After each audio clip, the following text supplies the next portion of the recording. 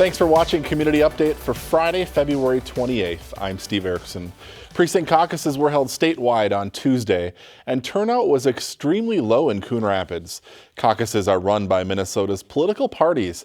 It's a chance to select delegates that will represent their neighborhoods at the state convention and to set goals and priorities for each party. CTN's Jennifer Anderson reports. Welcome. On a night intended to bring like-minded neighbors together to shape state politics. All in favor? Aye. Any opposed? Precinct caucuses in Coon Rapids proved underwhelming at best. 1-1 is the first room down there. Both the Republican caucuses at Coon Rapids Middle School and the DFL caucuses at the high school next door. All in favor? Only drew crowds of about a dozen people each.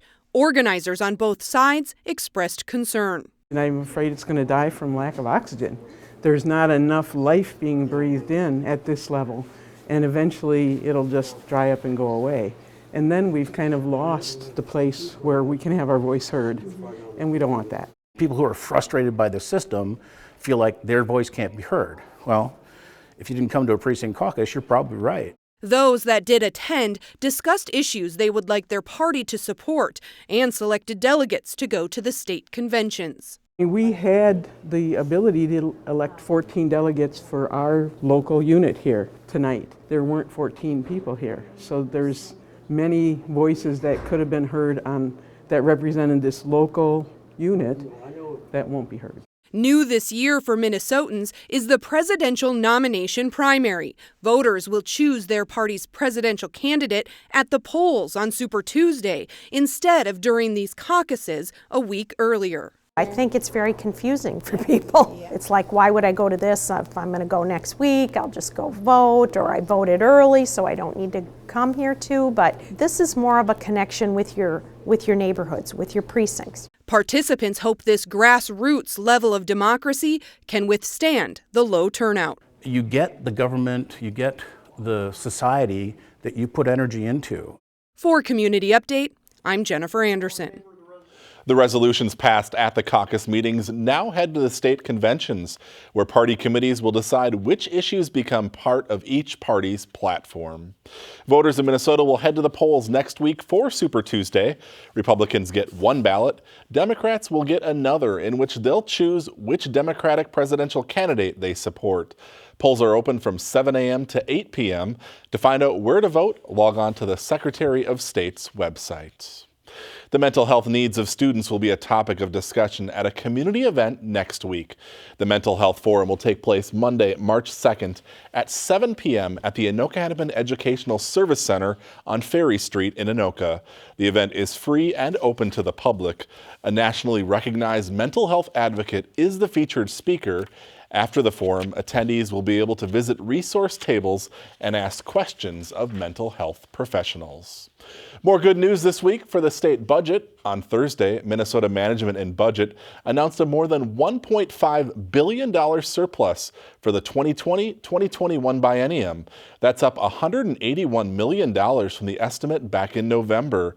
Despite the good news, an economic slowdown remains in the forecast. Lawmakers in St. Paul will decide what to do with the surplus. The 2020 legislative session is set to wrap up on May 18th.